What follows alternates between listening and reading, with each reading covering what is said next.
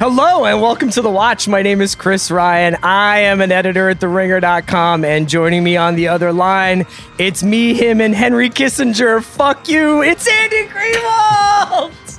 That's my favorite intro ever. Oh, welcome to the weekly episode of Little Lord Fuckleroy. I am Chris Ryan. I'm joined by Andy Greenwald. We're here to talk about the fourth episode of Succession. That's the fourth really one, right? Flying by now. Yeah. The Lion in the Meadow. Just what an episode. We got a lot to break down here, Andy. I can go through quickly the plot points, or we can talk generalities first. It's just like pretty easy to go through this one because not a ton happened. This week on Succession, we got some new blood in the form of Adrien Brody's Josh Aronson character, which I have quite a bit to say about. Logan and Kendall go out to a private island that maybe is in Long Island, but also requires a flight. So are they in Portugal? I don't know. We'll break that down. To plead their case to a 4% shareholder, this guy Josh, the whole thing takes on a kind of waiting for Godot feeling, with Josh stress testing Logan and Kendall in both intellectual, emotional, and physical ways. Meanwhile, back in the city, Roman is looking for leverage on Kendall, buying a photo of a homeless man that he and Kendall paid to get Kendall's name tattooed on his forehead during Kendall's bachelor party. And Shiv is trying to assert herself as president of Waystar Royco but is running into headwinds, even from her father, who gave her the job in the first place. And lastly, Tom is spinning out as his imminent trip to prison, I guess, is coming up on him. So the most, I think the biggest thing to talk about, Andy, is this tete-a-tete that Kendall and Logan... Tete-a-tete-a-tete. Tete-a-tete-a-tete that Kendall, Logan, and Josh Aronson have. Where the fuck were they? Right. Good. Let's start there. I mean, in terms of location, they were absolutely somewhere out on the East End. Like, they were somewhere, like whether that was Shelter Island or it's off-season Orient, unclear. Right. But that's absolutely where it was. Like, no other place. It's a private island that you looks... have to take a flight to, though. So do you have to fly to Shelter Island? No, you could swim. You could take a little boat. It's not very exclusive. So look, I mean, do I know a lot about a lot of things? Sure. Thanks. Yeah, I do. Right. Do I know a lot about the private island economy? I do not. And I think it's interesting that we are having this, like, if this was a different season of Succession, I think if it was meant to be somewhere more exotic, they would have filmed it someplace more exotic. You know what I mean? But because this is the COVID season, I'm like, well, they definitely could drive to this place they pretended to fly to, and maybe that was helpful. So I just wasn't sure. Was it like, is this like off of the Carolinas somewhere? Like, is it somewhere?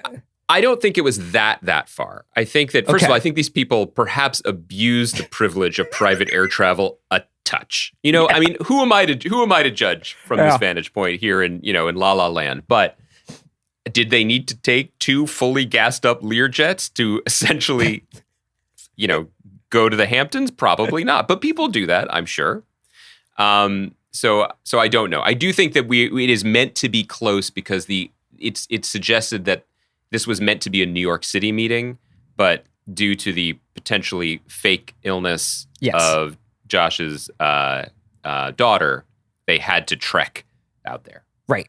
So sometimes what makes a good Succession episode doesn't always make great logical storytelling. And I thought I would mention that off the top here because that jumps out a couple of times in this episode. I'll just say it's not really a criticism, like I didn't enjoy myself watching, but episodic television, regardless of whether it's serialized or not, has to sometimes do soft resets to kind of keep everybody's favorite characters somehow interacting, and this show, all the balls in the air. Yeah. This show does that with such aplomb. Like usually, I mean, they like most of these episodes, and most of the best episodes involve, for some reason, all of these people had to gather in X place, and that's been a little bit more challenging, I think, for this season. Maybe because of what you mentioned with COVID, but maybe also because to keep pushing the story forward, Kendall has to be this antagonist, but they still need to interact with him. You know what I mean? So after spitting in Kendall's day planner following the in utero town hall, Shiv still finds herself on a conference call with Kendall like moments later. So there's little things like that. Roman kind of refuses to sign the letter about Kendall in the previous episode because, he has some affection for him, but is the person going out scouting for blackmail on him in the next episode. It's good TV. I like it. It just doesn't. Did you find that it was maybe not always tracking in that way? Yes, 1,000,000% yes. And I think it's worth noting, hopefully in a non-pejorative way, like the seams are showing a little bit in this season. As a fan of both this show and of television storytelling in general, that doesn't bother me in the slightest. I think that it is a mistaken reading of Succession, as well as probably an indictment of just how our hype culture has overtaken everything else, to suggest that this show is somehow transcendent due to its brilliant plot mechanics. Mm-hmm. This isn't Breaking Bad. And by the way, if you poke around at Breaking Bad, even Breaking Bad isn't the Breaking Bad that we often talk about. This show has never purported to reinvent the wheel in terms of weekly dramatic storytelling. What it does is it gives you the most elegant and fucking funny wheel you've ever imagined, and God, is it pretty to watch it spin. So that's how I approach the show. And because of that, it doesn't really bother me to see Jesse Armstrong and his writers twist themselves into increasing pretzel logic just to get where they need to get in order to achieve what they want to achieve. Mm-hmm. I do think, and I've been saying this, I think, pretty much since the season started, so I don't want to repeat myself too much, but I think that there are two major factors at play that are affecting maybe our experience of this. One is there's the COVID thing. We don't know. Yeah, we're going to be talking about it. I know that there was a reason for it dramatically, but I really enjoyed the Adrien Brody's character being like, "Why don't we go outside? It's more comfortable outside." Yeah, it is literally winter. I mean, that is the light we were talking about that I think leached us of childhood pleasure by growing up on the East Coast. You know what I mean? Like the dusky seagrass just sort of wilting. And then they're like, "Oh, the sun was so hot." I'm like, dog, I've been in the sun in February in New York State. Not that hot. Yeah. Not that hot. But he could, so, we still don't know. He might be off the coast of Portugal for all we know, That's true. I feel like, or the cliffs of Dover? Like, yeah, I don't know. I'm just saying. I don't know. Kai, does the Portuguese tourism board have a stake in the show, and could we make that happen? So that's part of it. The other part of it is something that I alluded to last week, which is, the cell phone has already ruined visual storytelling and as an excuse to get people together. But now you have a corner that they have intentionally painted themselves into where the characters who ought to be in the same room with each other and maybe are even in the same quarantine bubble can't be in the same room with each other because they are at active war. Mm-hmm. So that's how we end up with two things that did definitely feel a little wonky. One was, there's a bomb and only you, Murtaugh, and you, Riggs, can defuse it. Right. Like, okay. Is that absolutely the case? Fine. I mean, but so much of TV storytelling is that. And then, I think it leans into it. There's a little bit of like hanging a lantern on it when there's the implication that maybe this was all a setup, that maybe this was intentional. So it's preposterous, but what's the alternative?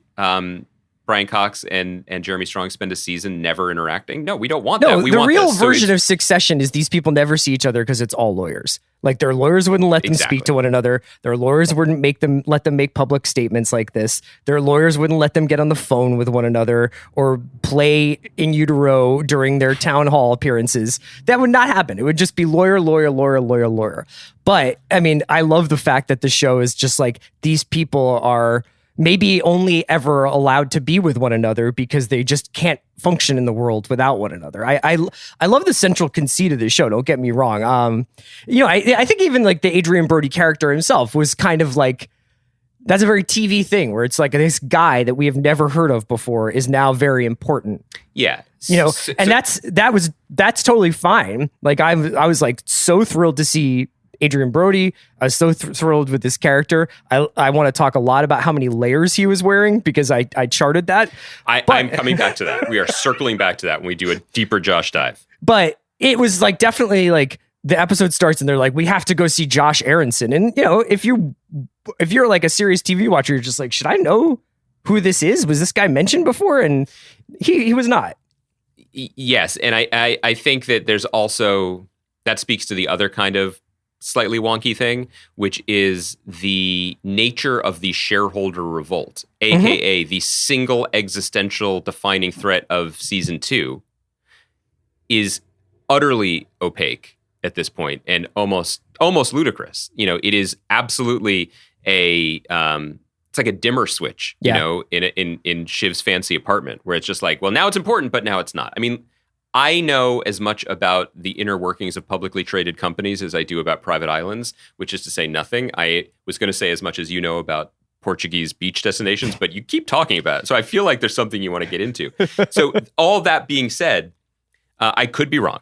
But from my layman's perspective, what world is the Roy family still credible? Like the fact that this shareholder thing, which was so urgent a week ago, is now only intermittently urgent, and also that there's still potentially a strong play for them to regain control, even though it is absolute chaos, up to and including an FBI raid that almost, again, speaking about like hanging a lantern on something, that which is the writer's room term of like, is there a flaw? Let's steer into it. Let's point it out. Yeah. This episode begins with them being like, a dramatic escalation that is now going to quiet for a few weeks. I mean, they're admitting it, but again, all that said, I don't actually care about, ask yourself this question too, if you are a Succession fan who's just like, well, that's not logical.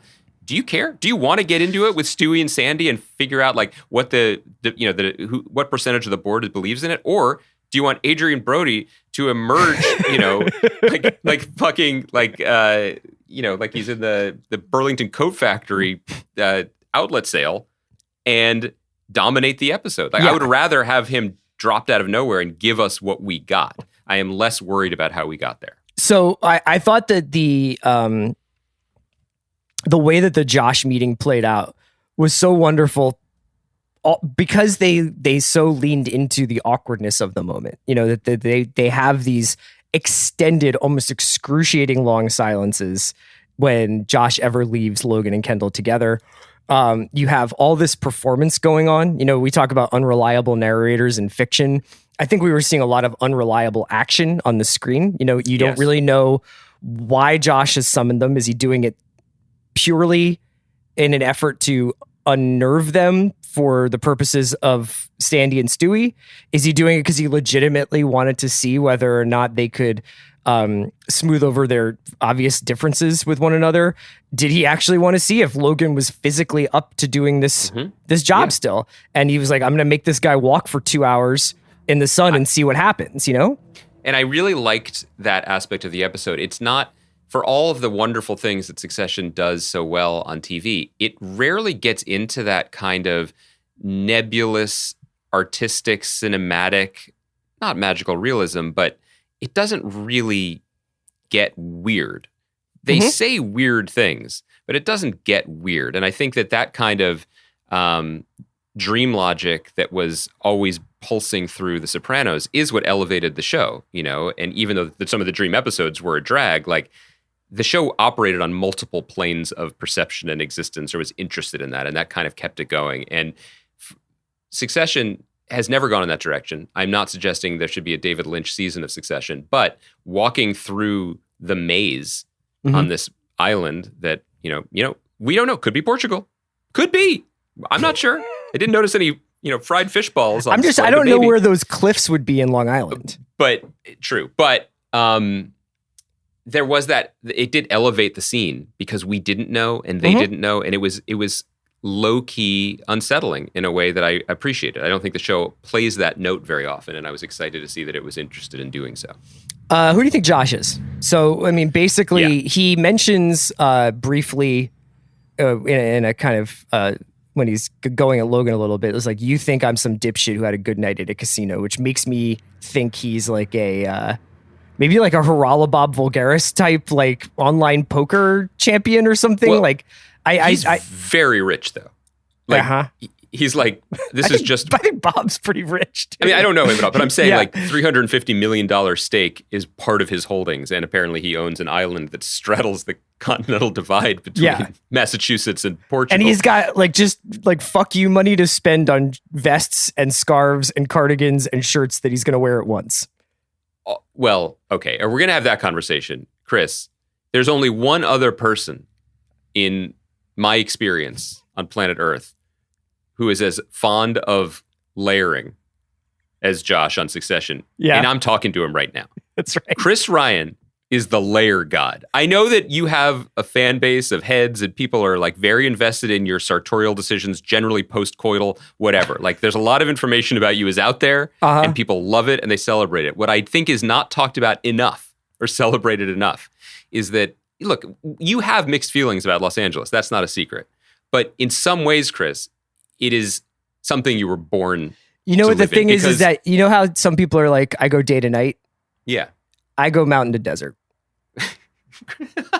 Chris, listen, people who don't live in Los Angeles don't understand the weather here because, yes, it's nice all the time, but sometimes it's chilly and then it's not chilly, but it's chilly in the morning and in the evening. What are we doing? This is not a real challenge for adult humans, but it gets in your head. Yeah. You know, especially if you've lived your whole life on the East Coast being like, aha, the calendar declares it is January 20th. Thus, I will zip myself up into this tauntaun skin and not remove it until mid-April. Right. Like, that's how you operate. Here, one needs to do what you do, Chris. Like, I didn't even understand the possibilities because I was with my like base, what would Roman call it? Poor person thinking. I was like, there are shirts and there are jackets. Whoa, guess what? Newsflash. There's shackets.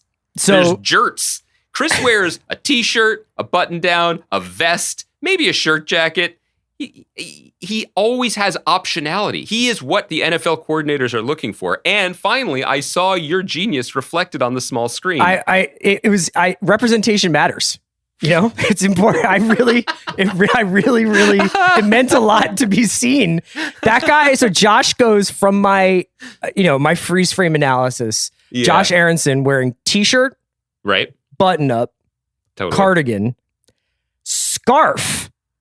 That was the hoodie, play. Vest, which is, so that is 1, 2, 3, 4, 5 layers plus a scarf. It is a legendary torso performance. You know, the likes of which I don't know if I've ever seen. From that alone, you know, because there's all those, like, you know, you watch the behind the scenes for something like, this is how long it took this guy to get made up like an orc in Lord of the Rings. Every morning you would get up at 2 a.m. to get like it's like, what was Brody's process? Imagine how long it took to put all those layers on. Do you want me to tell you his process? That's his house. Those are his clothes. And he was very excited because those may have been his clams. There aren't too many times where there is a from jump perfect marriage between performer and character like this. You know, I don't think anyone thought this because Adrien Brody's career has been surprising and circuitous in ways not like other Oscar winners. But if anyone was like, why is Adrien Brody joining this show and he hasn't even showed up until the 4th episode? Well, now you see why. I mean, there are two kinds of easy parts for actors. There are ones where they're mailing it in and there are ones where they're like, this is what they do, you know, who they were born to be. And he's phenomenal in this. There's a kind of like cockeyed looseness to the whole thing, you know, total comfort in his skin, other than the fact that he's covered that skin with 19 layers of Gore-Tex. You know, and you need a performer who is going to act like he owns the place when he is sitting at a small folding table with 2 Emmy winners. Can we talk a little bit about that table? Yeah, I can't wait. These guys they leave Adrien Brody's lovely house. They're walking out along the dunes. The Beatles come up. There's some conversation about. What does Logan say? Good band. Phenomenal line reading. Before that, there's a little bit of conversation about purchasing something called Gojo and like bad UI and good UI and good content and bad content. I'm sure that will come up, but as the former IT guy for Grantland, Chris, you were all over that, right? Like that was your language. But they're walking. You know, maybe it's just a walk. Maybe it's just to get the sea air. Maybe it's to stress test Logan to some extent. Mm-hmm. And it's just kind of like, okay, what's going on? I want you to tell me a little bit about how you felt when those guys turn around and there's the lunch table is set and we are about to get this alfresco dining experience. I felt so many feelings. My first thought, I'm going to be honest with you, was disappointment that the pitcher had like minted tea in it, when what you want is a crisp muscadet to really pop with that shellfish. You know, you want something that tastes of the land, wherever that land may be, because clearly it's TBD. My second thought was, this is such a glorious representation of true wealth. It's not the glass box house that costs millions of dollars, or the no doubt obscenely heated pool that the formerly feverish daughter is now happily hopping into, even though the temperature is hovering in the 40s outside. It's, you walk to a place that doesn't seem particularly convenient, and there's a platter of clams waiting for you.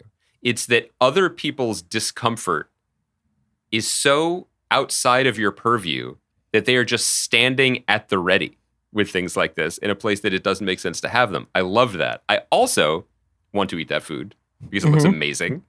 I too would like to go for a thoughtful, solitary Andrew Wyeth-like hike through the eastern seaboard, but then get a lobster. Yeah. Just to have it there for me at the end of my journey. Also, this might go less commented on.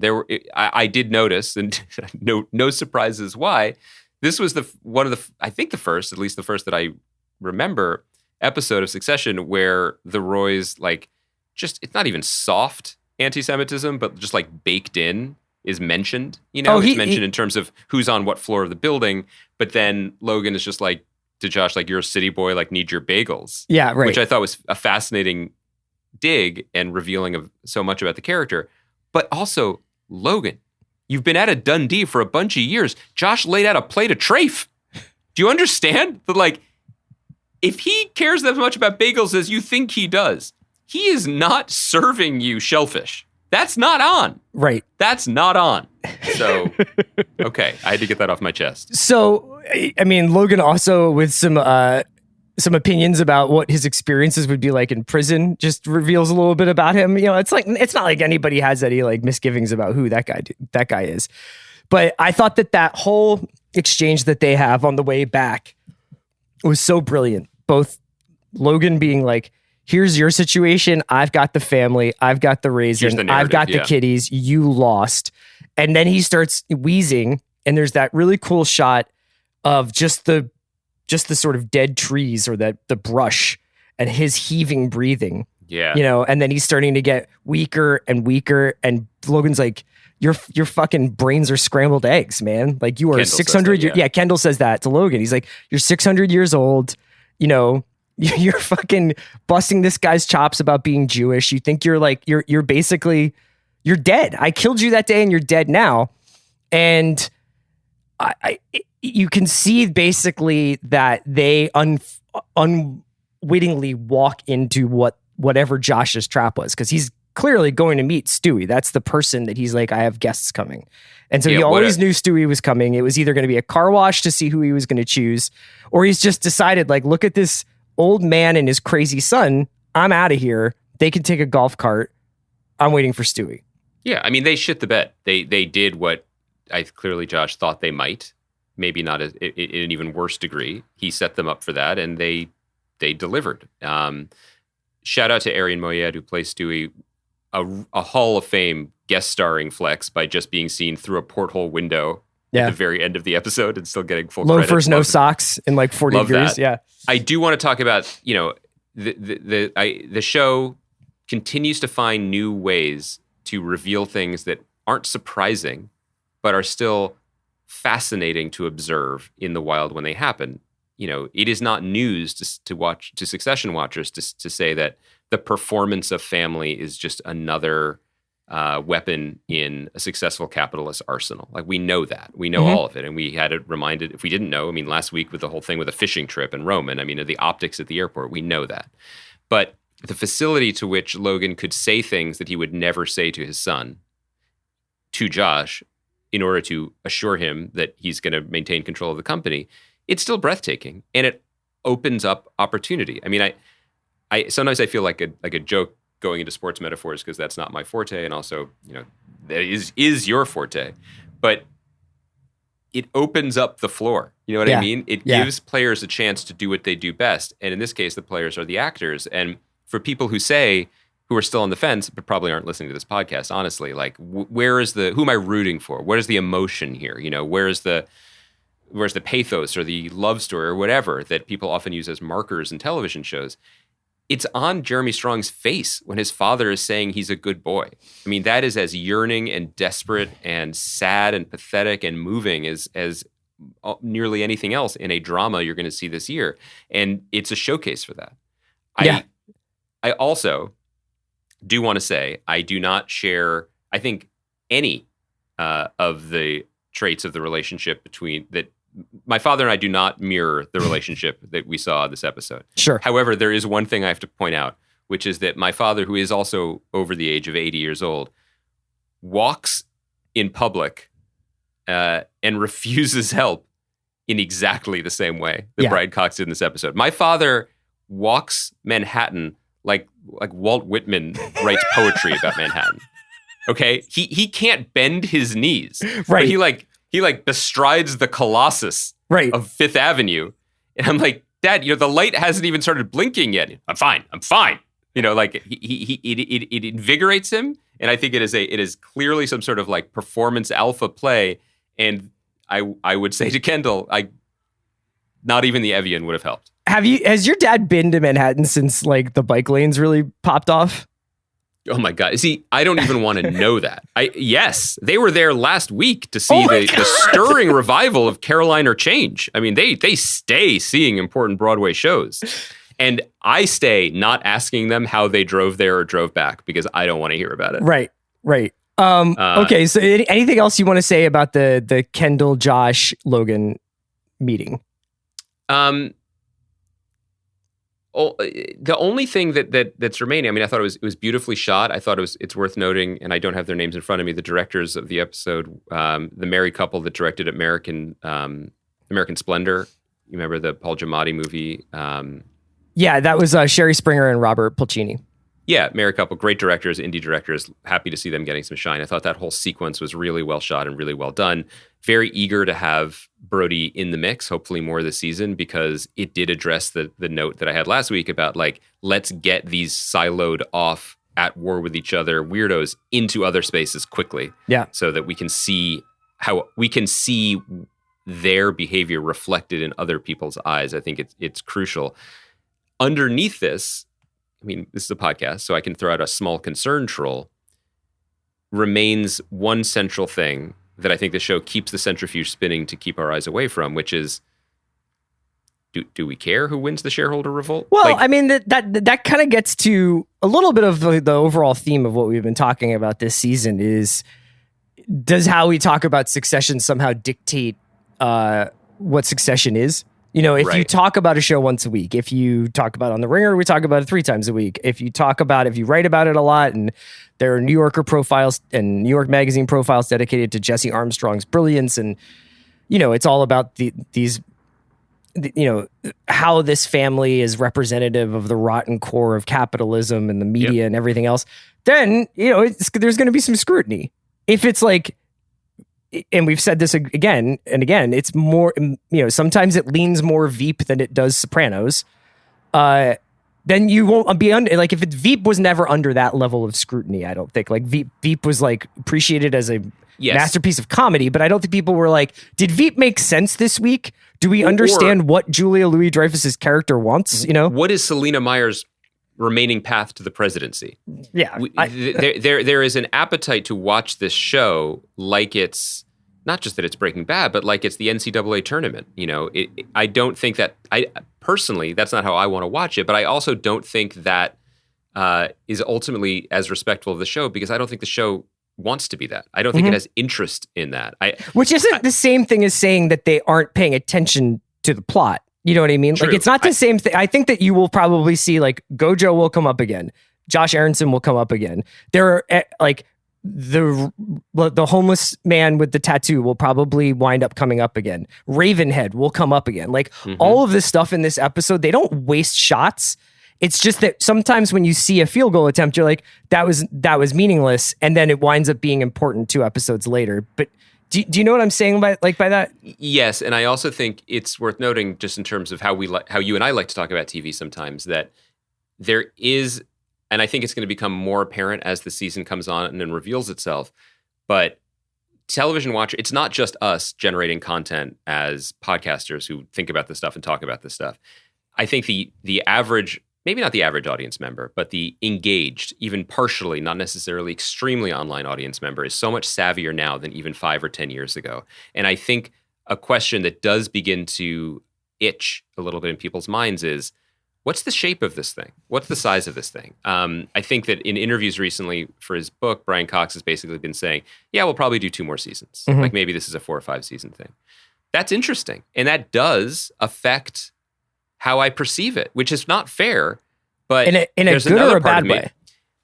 I think it might cause me to sharpen my focus more on some of the machinations, which don't always interest me, because there's the other piece of it, which is, God, the show's fun. God, the show is like Veep. God, the show could go in 100 different directions and run for 100 years. If this show is on Showtime, it's billions, right? And there's no disrespect against billions. Like, that's a pretty profitable lane for a show to be in that has lost a main character this year and now can go for 6 more years. You know, like, if Succession is a 9 or 10 year commitment, I think that where the decisions made now feel different. And I don't think it is going to be that, but I think that it is worth paying attention to that question. Yeah, I do think that there is so I don't want to underrate some of the magic of the show, because I will say, if people go back and you know, this episode of our pod's going up after this episode has just aired, go back and maybe just watch the Josh stuff again, knowing what we know at the end of the episode, and see how he kind of pulls their strings the entire episode. Because he's always got them moving. He's always making them get up and move over and get up and move over and sit next to one another and walk with one another. And once you see that, and you know, maybe it'll turn out that he is like a poker player or something. I mean, he does allude to being a gambler or something like that.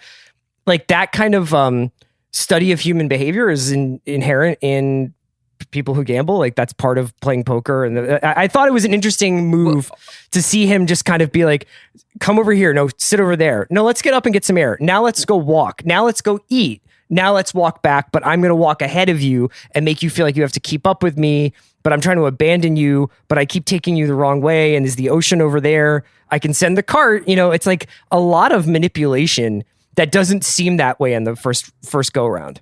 No, and you're right to also say that the show doesn't waste its shots. So Josh lives in a glass house where he can watch everything and see everything. And yeah, every part of this is scripted. We know from being with the Roys that everything they do is scripted. You know, that's a good play. That was the smart move. Or at least they then retroactively retcon impulsive, emotional, destructive, abusive behavior into a play. Yeah. But here, Josh says, you know, my daughter's sick. She wasn't sick. You need to come visit me.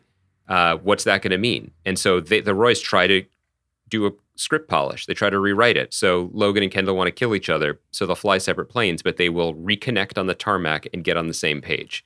Well, no, they won't. Kendall breaks that, races into the house. The first thing Josh sees is that they are very much not on the same page. Yeah. So they're communicating the entire time, and he's reading them, which isn't hard because they're a large print children's book at this point. I think that as a way to pivot off of this plot line, this was a bravura episode from Brian Cox, like not just faking having whatever he was having, just absolutely owning every scene. And you see the spark in his eye when someone pushes back, you know, or fights back. Like we shouldn't keep giving people homework like this, but I don't know where something came across my feed, or I saw online a picture of Brian Cox at the HBO New York premiere for Succession. And in the pictures, he's just a doofy older guy. He's an actor. He's probably a nice guy, or not always a nice guy, whatever, but he's just sort of smiling. And then you see the way this show frames him up, and he's the fucking lion in winter. You know what I mean? Like, every piece, every movement is chiseled and chosen. And for as strong as this episode was for him, I don't want to overlook the fact that this was a Rushmore episode for Greg, in my opinion.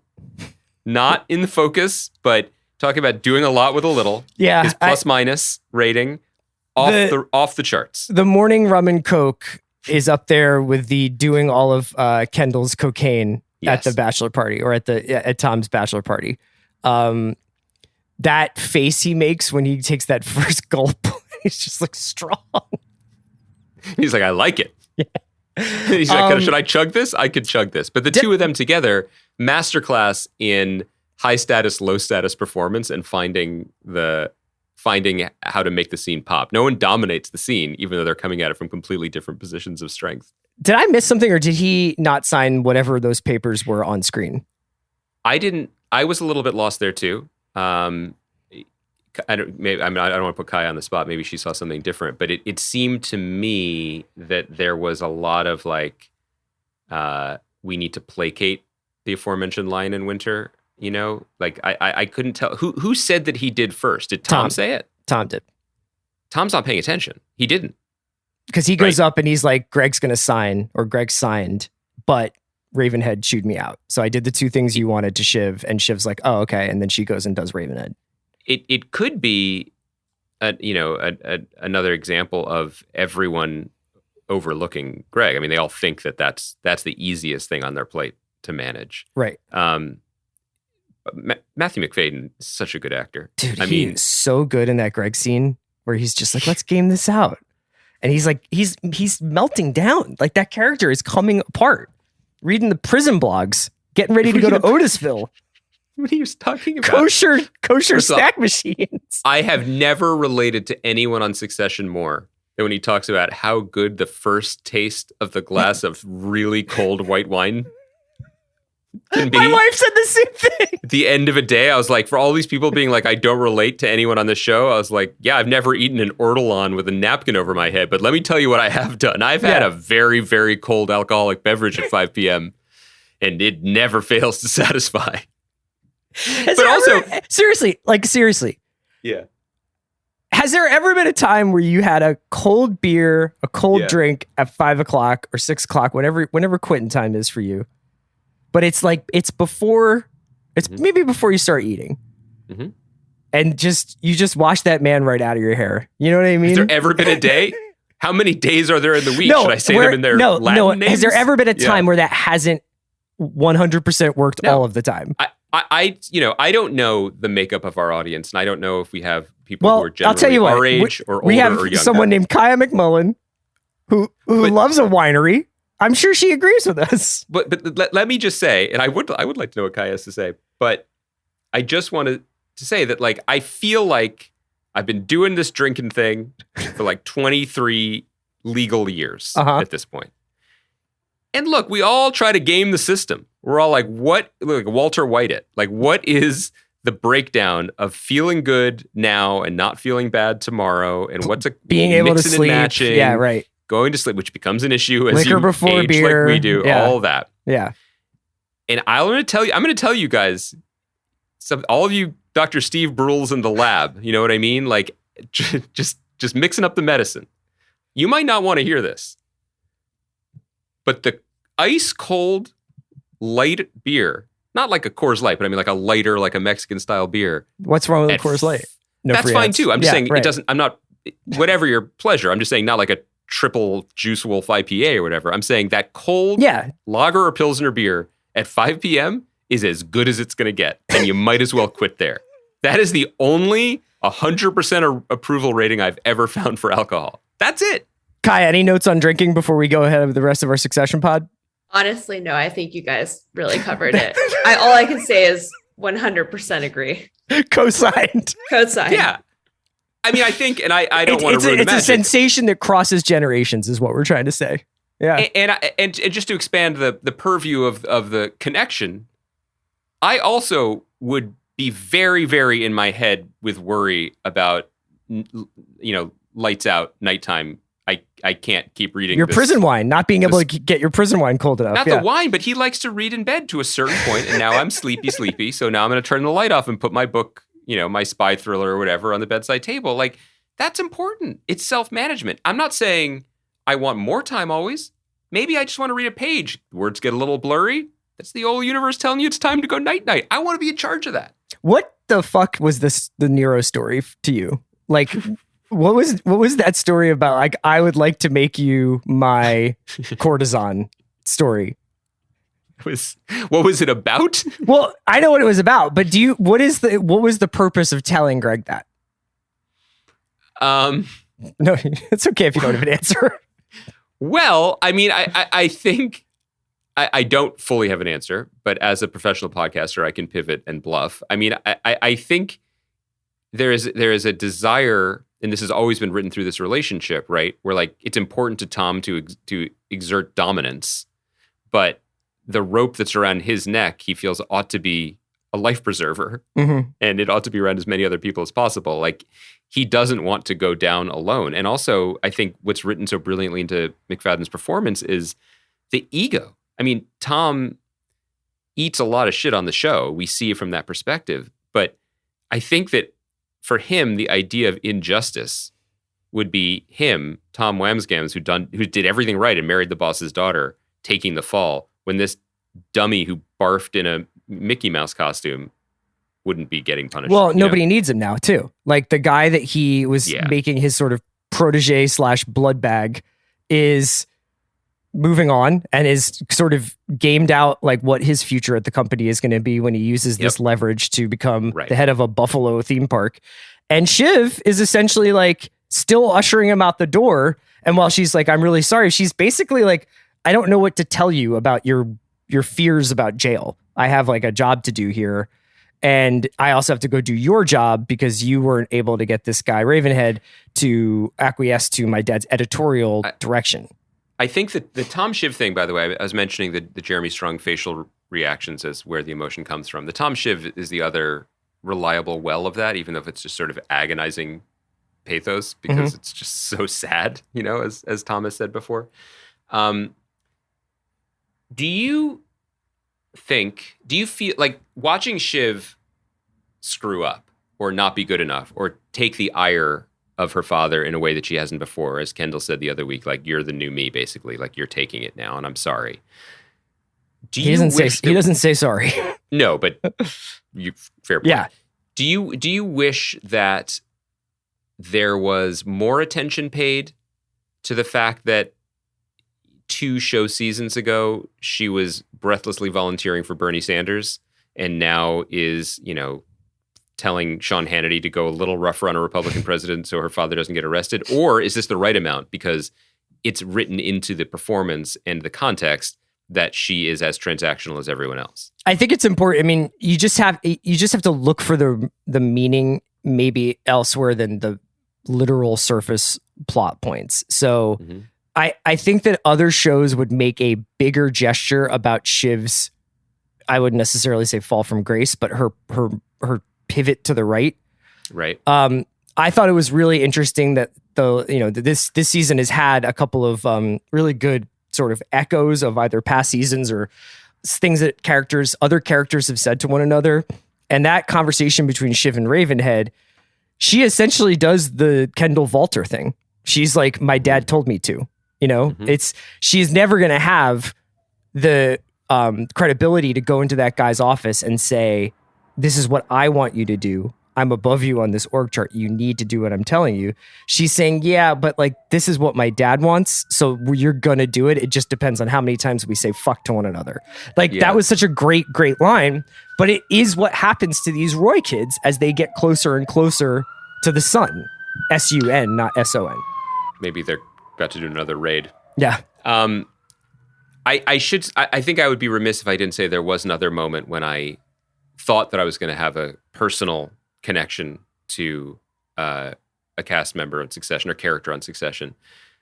But then the character proves himself to be completely the opposite of me, which is when Connor Roy, who has lived his entire life, just a life of being idly rich and collecting war parts, is just given what to me is the ultimate grandfather offer. It sounds like he's being made EIC of Boat App, right? Like what was like... They're basically like, would you like to run Food Network and do your own wine tasting show? I'm like, I have lived my life up to this point, with relatively ambitious goals that I've shared with some people, but one true beating dream of my heart, which that would be it. That's it. I mean, I'd like a jacuzzi too, but otherwise those things are all I need.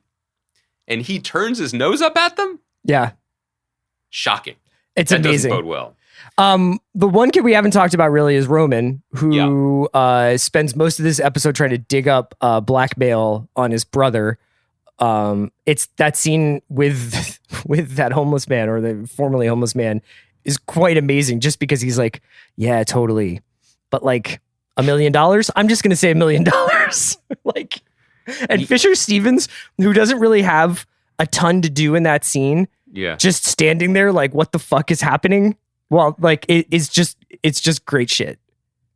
Sometimes you just got to get out of the way and let Succession be Succession. And when you have Kieran Culkin playing with Fisher Stevens and J. Smith Cameron, like it's just going to be enjoyable and good. One of the things about the episode overall, and I wonder if other people shared this, was, look, we're in the mid-season now. Mm-hmm. Like there was a slight change of pace in this episode where it quieted in some ways. Not just the FBI stuff quieted down, but it focused mostly on this trip to wherever it was. And I don't mind that. I kind of appreciate over the course of a season the acknowledgement that it can't always be at a boil. Sometimes you got to drop down to a simmer, or else you're never gonna make it. And so the Rome and Jerry stuff didn't break any new ground. Mm-hmm. It didn't feel particularly fresh, but it was really nice to have it. I was glad the show could downshift a little bit to give us some of that. Obviously, there is going to be more, and it could go in any number of directions. It also still finds time to do stuff like the bunny cam, mm-hmm. which I don't want to ignore. I mean, because that ridiculous I also apartment that they moved into. We should probably at least once a week mention the fact that Kendall has a child named Iverson. Yeah, someone said this. Someone on socials pointed this out, and I agree. And I think honestly, I haven't spoken to you about this, Chris. I feel like we haven't been doing that because some things in this world are too beautiful. And too fragile. They feel like they're too close to you. Yeah. I mean, if anyone, I'll just turn it right back around on myself. Like everyone listening to this knows that I was not in on Succession for the first episode. Second episode wasn't until like the fifth that I suddenly came around. Looking back now, all I needed to know was that Kendall's son was named Iverson. The brain that thought of that, it is one of humanity's few perfect decisions on every level. Not just because Allen Iverson is our favorite basketball player, but everything we need to know about the Roy family, about Kendall Roy in particular, and about the person writing the show is captured and held within that idea that he named his son Iverson. It's a masterpiece. Bravo. He deserves a Peabody just for that decision. And then in this nightmare white negative space penthouse, the fact that the camera notices a giant fucking rabbit cage before they talk about it, like not too much before it. It's really brilliantly directed and edited there because it's letting us know. Well, he tells her he's like, he sends Jess over to start iPad FaceTime. But right before. Yeah. Right before, if you rewatch the episode, I don't think I'm wrong about this. Like he's on the phone and he walks past it and you're like, wait, what is that and then he's like, Jess, buddy cam. Love it. Like these are the little things. I know. That a good show does. All that stuff. It's like we talked about this in the beginning of the season. We talked about it with that New Yorker profile where they do in the writers' room of Succession. They do the "What did you do last night?" around the room. All the writers talk about that and all the details that come out of their regular everyday lives that find themselves in the show. And Tom talking about the wine on an empty stomach. Roman taking his shoe off and scratching his foot in front of Jerry as this like disarming and inappropriate and forward way of kind of being in the CEO's office. And yeah, the bunny cam is just like absolutely perfect shit. I bought my kid this giant rabbit and now he's trying to find the biggest carrot in the world. And I'm never going to see my kid because he's not on the show, but I've done this instead to keep him alive. We talked about that in week 1. Like, there were 3 paths. He may not be on the show, but if they want to do young Iverson, like young Sheldon, come on. You and me are the guys for the job. We are tech avail to show run that shit. But just to reiterate, like there were 3 options. You put the kids on the show and nobody wants that. It's a cell phone. It's an unforced error. Choice number 2, pretend they never happened. Okay, we are in. We would have respected that and accepted it. But the better version is, if you use this 3 times, I don't know why, but hang a lantern on it. We're going to point out that there's this 2 children-sized absence inside of Kendall's life. Yes. And we're going to use it to elucidate emotional things or make bunny jokes. Last thing, I feel like we're wrapping up, but Kieran Culkin is hosting SNL this week. You and I are not, I don't think at this point, big SNL watchers. This pod will have been up by the time it already happened. Yeah. Oh, that's right. Good point. So we're recording this on Friday. So this, I don't know if this will be entertaining or not, but like, there was a tradition. This is back when I was more of an SNL watcher. Like, I don't know what the example would be. Like Kyle MacLachlan hosts the show or John Hamm hosts the show right when the Twin Peaks is on or Mad Men is ascendant. And you're like, oh, we're going to get the parody. They're going to do the parody. Yeah, like, I mean, Nicholas Braun was just on with Rami, but he was, I think, right? But that was Lindsey Buckingham dressed as Nicholas right. Braun. I would count on seeing some Succession heads on do you the show do you want week. that? Does this make you interested in what? Like, is your level of fandom at this point? Would it lead you to checking out some SNL because Kieran is on it? Sure. Yeah. I mean, I watch clips of SNL like when I can. Yeah. I guess as I bring this up, I realize the buy-in is so much lower now than it used to be. Yeah, it's not before clips. Like, not only do we live on the West Coast where Saturday it starts night early, but it's like that used to be a thing. Yeah, because you and I spend a lot of time out of the house after 11:30 on Saturdays. I don't spend a lot of time out of my bed, so that would require a lot. Andy, thank you so much for talking to me about this wonderful television show. Thank you so much to Kaya McMullen for producing us. We'll be back on Thursday to discuss more pop culture, probably Eternals. Greenwald, have a great week. The best thing of knowing this is coming on Sunday night is that all of you listening, I am having something ice cold right now, right now in the future. And I'm looking forward to it. Have a great rest of your Sunday night, Bransky's. Later.